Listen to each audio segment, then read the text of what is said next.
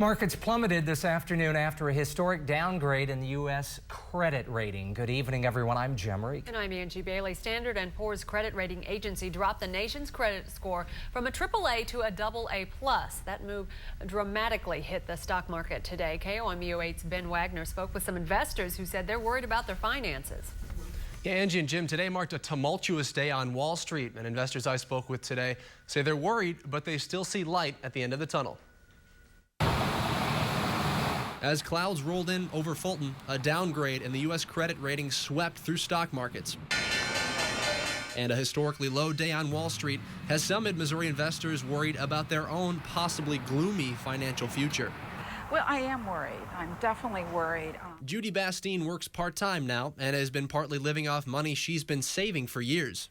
You know, my 401 is, going down the tubes fast. I'm semi-retired.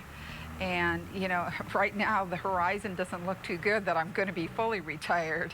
The downgrade with Standard & Poor's credit agency could have financial implications in several sectors, including borrowing costs. It's just like a consumer. If you have a lower credit, you're going to pay a higher interest rate.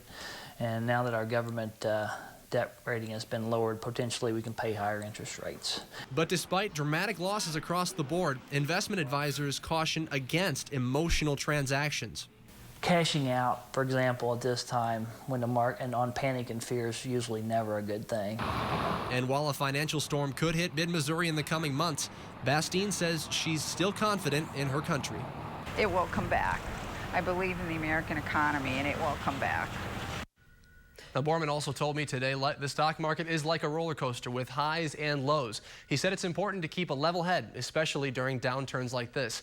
President Obama spoke earlier this afternoon after a dismal start on Wall Street, and you'll see the numbers didn't improve. All three stock indicators lost today. The Dow dropped more than 600 points, NASDAQ dropped nearly 7%, and the S&P 500 dipped more than 6% today. U.S. stocks have dropped more than 15% in the last 2 weeks.